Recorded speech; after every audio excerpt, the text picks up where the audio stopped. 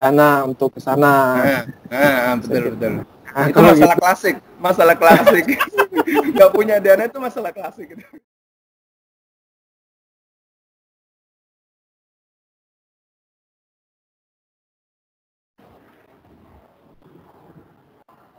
Oke, bismillahirrahmanirrahim. Assalamualaikum warahmatullahi wabarakatuh. Teman-teman semua, hari ini saya berkesempatan ngobrol nih dengan teman saya lama, teman di Undi. Namanya Laode Ikhlas. Nah, saya nggak ketemu, tapi tahu-tahu dengan kabar dia sekarang udah sampai Jepang. Wow, jauh banget kan sampai Jepang ya. Oke, gimana Mas Laode? Apa kabar? Ya, alhamdulillah baik, Mas Agus. Gimana kabar? Alhamdulillah baik semua, alhamdulillah. Bener nih, sekarang di Jepang ya? Ya, alhamdulillah. Saya ini mungkin rezeki saya kali sampai ke Jepang. Tanpa disangka-sangka saya tiba-tiba sampai ke sini aja. Oh ya, gitu ya? Jadi ngilang gitu, tahu-tahu sampai Jepang gitu ya? Iya. Oke. Gimana sih ceritanya dulu tuh? Kan waktu itu kita habis lulusan wisuda di S2 di Undip, tahu-tahu nggak ada kabar. Gimana ceritanya tahu-tahu kok bisa kabarnya sekarang S3 di Jepang? Ceritanya gimana nih? Maksudnya perjalanan hidup sebelum diterima di S3 di Jepang atau sesudah diterima? Iya, betul. Jadi bisa sampai keterima gimana ceritanya? Minta sharingnya mungkin. Ya. Jadi dulu itu saya ini kan ngajar di universitas. Oke. Universitas di Sulawesi. Terus saya dikasih kesempatan untuk lanjut kuliah. Oke. Tapi ya harus cari sendiri kan sponsor itu susah, mencari sponsor itu susah. Betul. Tidak sesusah yang dibayangkan dan tak semudah yang dipikirkan. Oh gitu ya, oke. Terus menarik nih. Itu ya perjuangannya itu saya harus menunggu setahun. Oke. Jadi awalnya saya kontak profesor, mencari profesor sesuai dengan background dari akademik terakhir saya. Saya mau ambil spesialisasi di bidang apa gitu. Ya kebetulan ya kalau dibilang agak melenceng untuk spesialisasi ini ya melenceng ya tidak juga, kalau dihubung-hubungkan semua pasti nyambung. Oh gitu ya. Iya. Yang dicari itu sambungannya itu loh, yang dicari betul. Titik temunya itu. Jadi tidak mesti kita harus ideal. Misalnya energi baru terbarukan ya harus seperti itu. Nah, kebetulan background S2 saya kan konversi energi. Konversi energi, betul. Ya, jadi saya mencari, kebetulan itu di Jepang itu, awalnya saya mencari saya punya dua pilihan, di Australia sama di Jepang. Oh gitu. Nah, tapi dalam hati saya bertanya dalam hati saya pilih mana ya? Kayaknya saya lebih senang di Jepang ini. Kenapa tuh? Aku milih Jepang ya? Apa karena sering nonton film Naruto ya? Nah, sama saya suka komik. Oh, suka komik, oke. Oke, terus? Dulu kan. Ya, impian saya memang dari awal ya memang ke Jepang. Oh gitu. Saya nggak tahu ya kenapa kalau teknik itu pasti larinya inginnya belajar di Jepang. Saya nggak tahu kenapa. Oh gitu ya. Jepang, ya. Jerman, ya kan? Iya. Ini kan Amerika. Ekonomi Amerika, ya. Terus? Ya, jadi saya coba kontak profesor di bidang spesialisasi biomekanik. Biomekanik. Ya, biomekanik. Oke, biomekanik. Oke, so jadi dari S2 konversi energi, kemudian sekarang S3 PhD biomekanik. Ya, biomekanik. Oke, so berarti ini S3-nya nggak dibiayai kampus ya, bro? Awalnya nggak dibiayai kampus, ya memang susah sekali sih kalau kampus mau biayai. Maksudnya nggak dibiayai kampus di Indonesia ya, tapi dibiayai di kampus dari Jepang ya? Iya, dari kampus. Oh, itu gitu. Bagusnya Jepang itu mereka itu kalau kita benar-benar sungguh-sungguh ingin belajar, ya mereka memberi kesempatan. Jadi mereka selalu mensupport support gitu. Oke gitu Apalagi ya. kan Jadi, dari supervisor saya kan tanya apakah kamu dibiayai oleh Jepang di Indonesia. ya Indonesia. Enggak, saya enggak punya sponsor. Oke, Nah, sponsor terus gitu ya. mereka berikan saran, coba ke sini. Kalau tidak lulus ya saya menunggu setahun lagi, cari lagi, apply lagi. Ya lama kelamaan ujungnya profesornya membantunya dari Jepang aja. Kalau dari Jepang ke Indonesia susah kayaknya. Kayaknya kita harus melewati seleksi yang ketat. Tapi kalau dari Jepang itu ada bantuan dari Super Sensei. Oh, Super Sensei itu apa itu, Bro? Oh, Sensei itu kan bukan profesor ya. Dia itu profesornya ya, ya. dia itu posisinya sangat tinggi. Jadi kalau Oke. administrasi itu harus dilayani betul-betul. Apalagi kalau mahasiswanya kan. Makanya saya dapatnya di Jepang. Oh gitu ya. Oke, so berarti ini ke Jepang, biomekanik, kemudian dibiayai Jepang, dibiayai kampus dari Jepang ya. Itu full tuition fee, living cost semuanya, atau Laude ada modal sendiri dulu buat ke Jepang? Misalkan paling nggak flight dulu ke sana, habis itu apply di sana, atau gimana, Bro? Ya, pertama kan saya disuruh diminta untuk ujian kan, ada ujiannya. Ujian, ya. Saya diminta ujian, terus saya kan nggak punya dana untuk ke sana. Betul. Itu masalah klasik. Nggak punya dana itu masalah klasik gitu. Meskipun ada bilang nggak punya dana gitu kan. Oke, terus gimana? Saya kan cari yang penting kita pandai melobi lah, istilahnya melobi. Pandai melobi lah, itu penting. Komunikasi, jangan kita nurut-nurut, manggut-manggut. Ini kita memberikan solusi alternatif, terus tidak memberatkan dari kedua belah pihak, ya kenapa tidak? Jadi kita cari solusi untuk ujian lewat Skype pada waktu itu. Ujian lewat Skype ya, oke. Jadi itu ujiannya di depan profesor-profesor. Jadi saya memberikan materi proposal saya apa yang akan saya lakukan nanti. Kebetulan profesornya memberikan clue seperti ini, saya spesialisnya bagian ini, maka saya harus mencari yang similar, yang mendekati lah gitu. Mendekati gitu ya. Nanti kalau eksekusinya nanti di sini aja lah, mau melenceng sedikit, melenceng banyak. Itu kan masalah stek saja. Iya. Berarti istilahnya kamu bikin semacam kita sebut namanya research project dulu ya. Initial research project ya.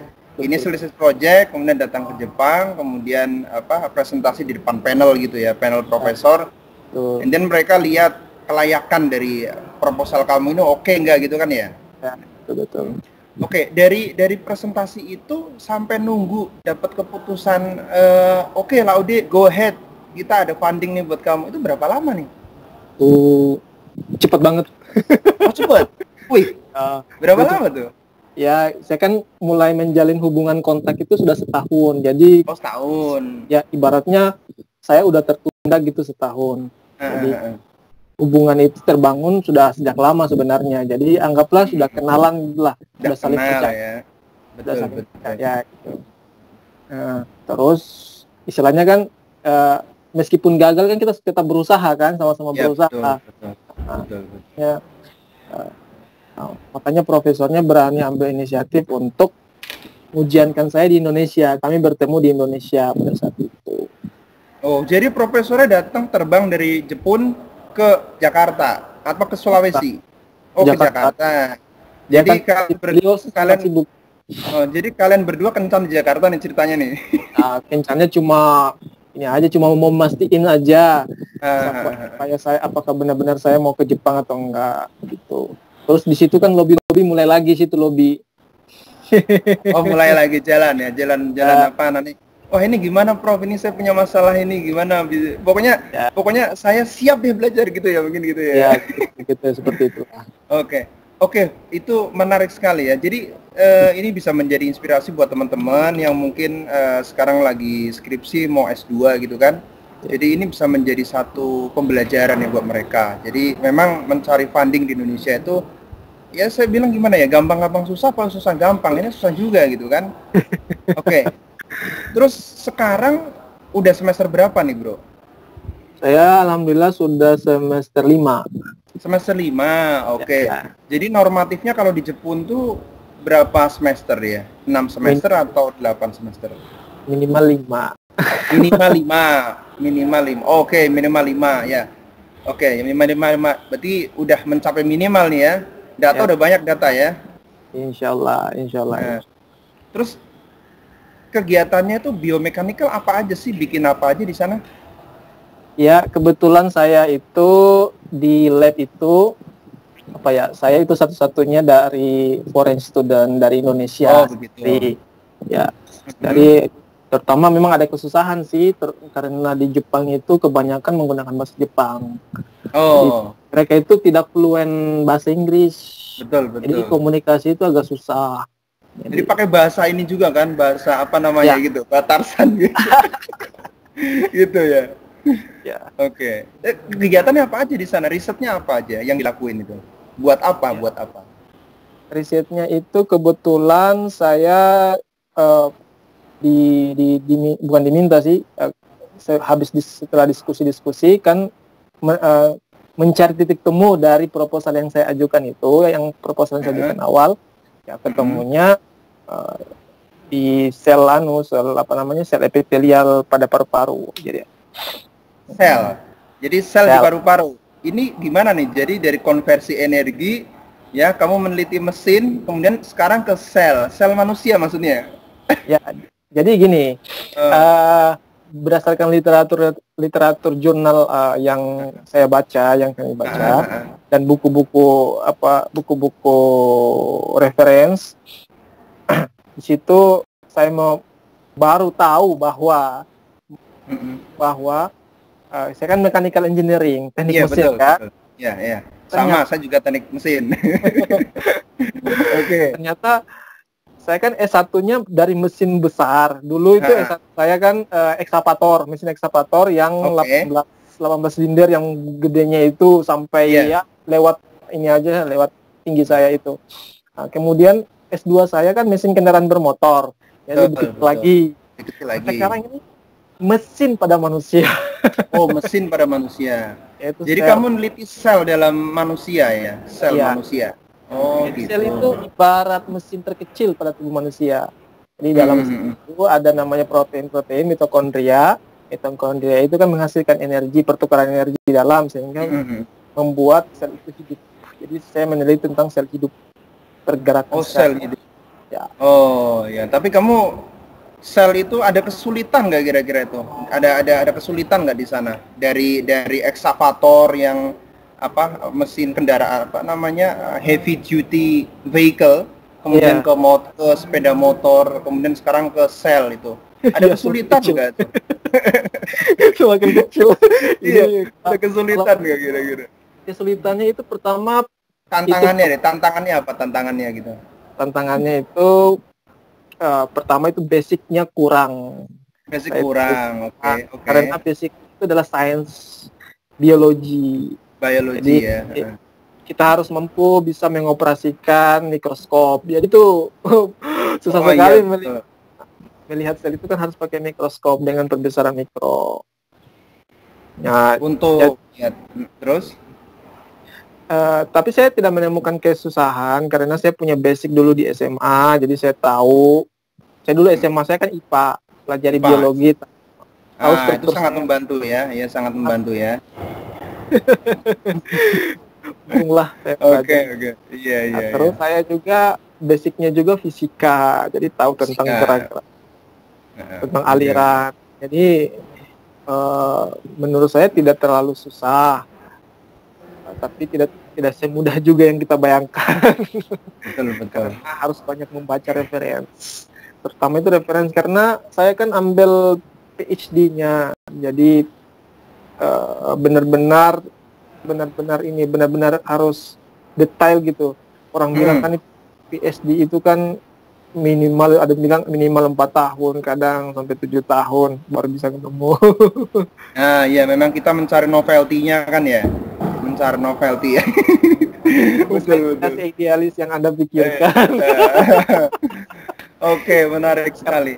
Karena profesor saya mengatakan begini, kalau kita riset itu tidak akan pernah berakhir. Waduh, luar biasa. Risetnya nggak berakhir. Selama kita tidak mengatakan berhenti sampai di sini ya udah.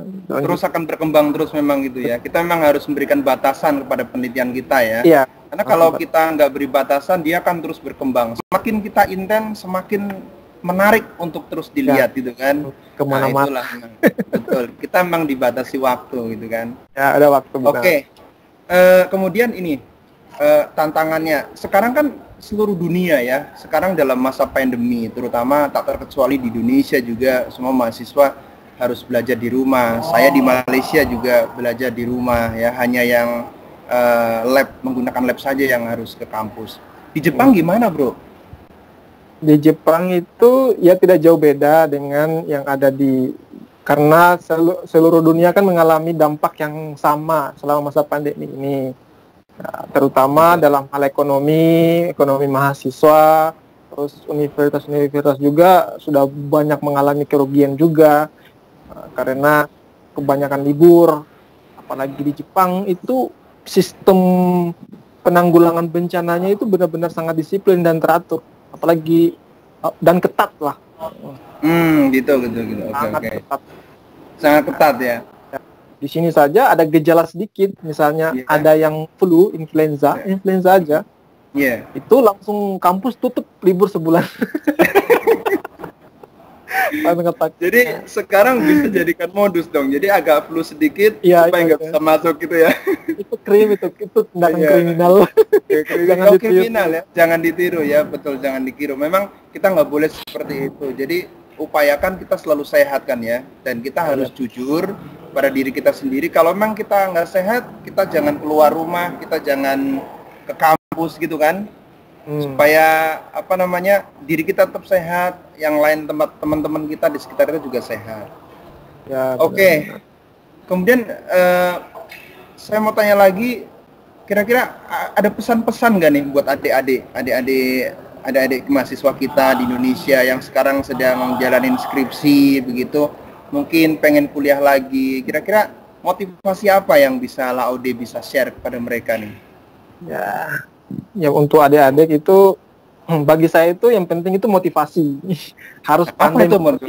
Motivasinya itu apa? Istilahnya memberi semangat pada diri sendiri, apa yang dituju. Ya. Misalnya kita ingin benar-benar studi mendapatkan sesuatu ilmu, pengetahuan, ya kita harus tanamkan keinginan kita benar-benar sungguh-sungguh itu, kesungguhan. Sungguhan ya, jadi motivasi itu ya. Kemudian apakah harus bisa bahasa Jepang nih untuk ke Jepang atau gimana, Bro? Nah, sebenarnya tidak juga, karena di sini juga nanti kita akan pintar sendiri dengan bahasa Jepang. Oh gitu ya. Jadi dulu awalnya berangkat juga belum bisa bahasa Jepang. Sekarang udah bisa bahasa Jepang nih. Alhamdulillah saya sementara kerja part time selama sudah setahun lebih lah, setahun setengah. Iya udah kerja part time ya. Tapi kerja part time-nya itu malam atau hanya weekend aja? Awalnya weekend, Sabtu Minggu, karena jadi selama pandemi ini kan banyak libur, sebulan libur 2 bulan, jadi saya ambil penuh. Rugi kan? Betul. Nah itu salah satu, jadi banyak orang mengeluh karena pandemi, banyak kesusahan, tapi ternyata ada kesusahan, di balik kesusahan ada juga kemudahan ya, ada benefit yang bisa kita ambil. Benar. Oke. Saya minta satu closing statement deh sebelum kita akhiri, mungkin kira-kira apa untuk selama 5 semester ini, satu closing statement dari Laude ini apa nih kira-kira di S3 ini? Closing statement buat siapa nih? Buat tentang apa? Ya mungkin tentang untuk menghadapi situasi pandemi supaya fokus belajar dan sebagainya gitu. Closing statement-nya itu jika kita ingin menggapai sebuah tujuan, jangan ragu, percaya diri. Jika niatnya baik, melangkah bismillah, dan jangan lupa minta restu dari kedua orang tua. Itu luar biasa nih. Jadi ini tanda bahwa Laude ini anak yang berbakti pada orang tua nih ya. Nah, oke. Oke, saya rasa terima kasih sekali atas waktunya, Laude. Sekarang sedang ambil PhD di Kyushu University, Jepang. Oke, terima kasih sekali atas waktunya, sharingnya, dan saya yakin ini bermanfaat buat teman-teman semua. Dan semoga cerita ini bisa menginspirasi mereka semua. Dan kita tahu bahwa ternyata di balik kesusahan ada kemudahan. Ya. Oke, terima kasih. Kita bisa berjumpa lagi di lain kesempatan ya. Oke. Assalamualaikum. Waalaikumsalam warahmatullahi wabarakatuh.